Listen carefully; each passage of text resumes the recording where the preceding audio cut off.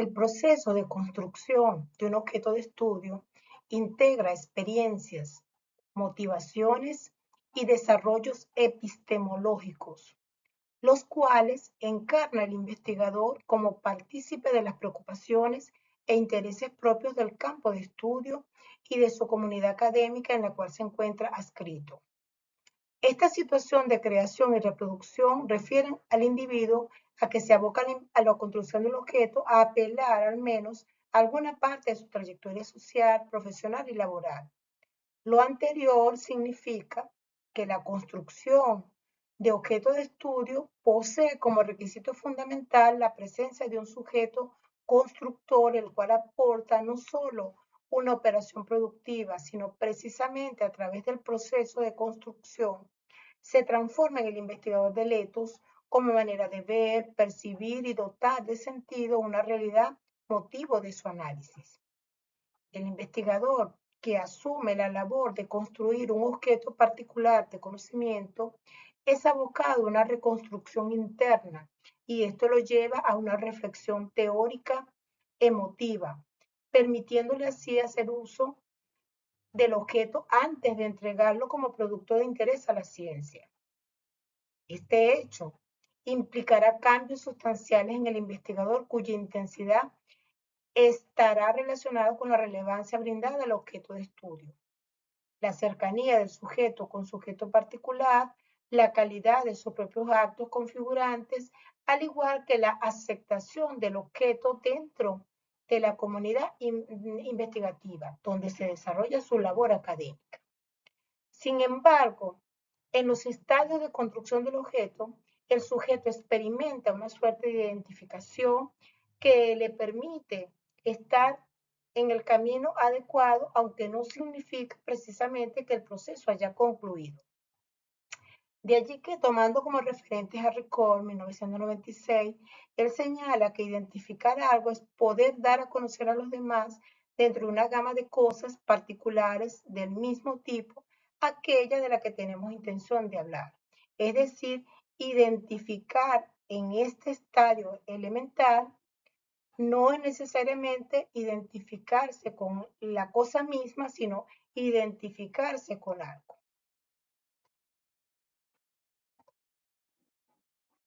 Considerar estos criterios y valorarlos es importante y me permite en primera instancia una reflexión contextualizada sobre las manifestaciones del fenómeno, lo que llamaríamos el fundamento ontológico. Esta reflexión se centra en entender y describir cómo se manifiesta el fenómeno o problema social en un contexto específico. Se debe justificar la necesidad de la investigación mostrando la relevancia y la importancia del mismo. Esto incluye analizar las condiciones, situaciones y eventos que han llevado a la manifestación del fenómeno, así como las posibles consecuencias de no abordar el problema. Esta reflexión contextualizada proporciona la base ontológica al destacar la realidad y la esencia del fenómeno. Por otra parte, la pertinencia epistemológica nos maneja en este criterio, evalúa cómo la investigación contribuye al conocimiento científico y a la transformación social. Se debe demostrar que el estudio no solo añade información nueva al campo académico, sino que también tiene el potencial de influir en prácticas y políticas para generar cambios positivos en la sociedad. La pertinencia epistemológica asegura que la investigación es relevante y significativa en términos de producción de conocimiento y su aplicación práctica.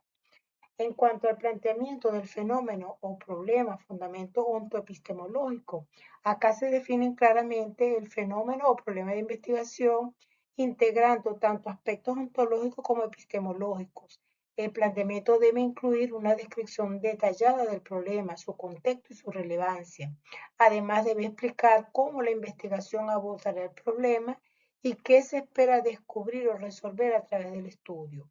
Este fundamento combina la comprensión de la realidad del problema ontología con el enfoque metodológico y teórico para estudiarlo, epistemología. Con respecto a la relevancia en el contexto actual y sus dimensiones, las que sean convenientes de acuerdo a lo que el investigador viene observando, bueno, este criterio considera que la relevancia del estudio en el contexto actual permite evaluar distintas dimensiones como la base social, económica, cultural y política. La investigación debe estar alineada con los desafíos y necesidades contemporáneas y debe demostrar cómo sus hallazgos pueden ser aplicables y beneficiosos en la actualidad. Esto incluye analizar cómo el problema afecta a diferentes grupos y sectores de la sociedad y qué impacto podría tener la investigación en estos ámbitos.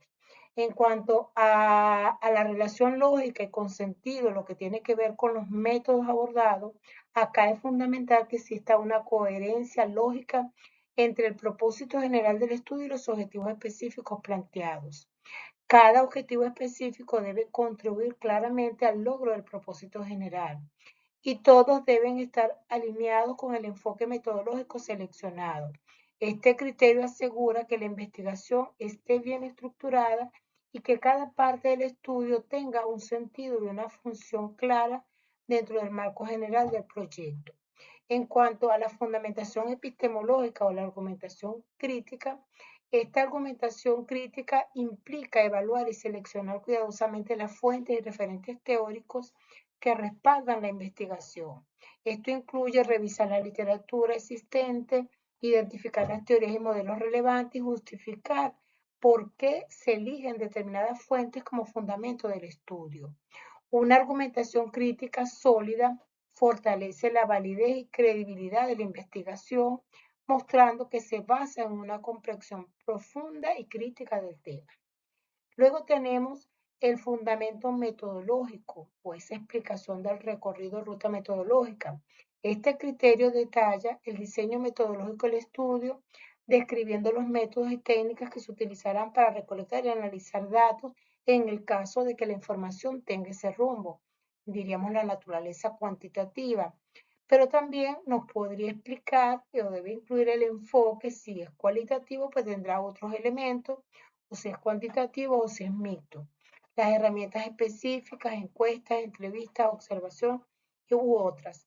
Y la justificación de la elección de estos métodos. Un fundamento metodológico claro y bien justificado garantiza que la investigación se llevará a cabo de manera rigurosa y sistemática. Estado de las reflexiones finales de la investigación. Finalmente, las reflexiones finales deben resumir los hallazgos del estudio destacando las principales conclusiones y sus implicación para el campo educativo y la transformación social. Esto incluye una evaluación crítica de los resultados, las limitaciones del estudio y las recomendaciones para futuras investigaciones. Las reflexiones finales deben demostrar cómo la investigación ha cumplido con sus objetivos y qué impacto puede tener en el contexto estudiado. Con respecto a la justificación o importancia del estudio, centro la atención en la relevancia académica y social y en las perspectivas innovadoras. En la primera, porque la investigación debe contribuir al conocimiento académico existente, ofreciendo nuevas perspectivas o profundizando en aspectos ya conocidos. Además, los hallazgos del estudio deben tener aplicaciones prácticas que beneficien al ámbito educativo.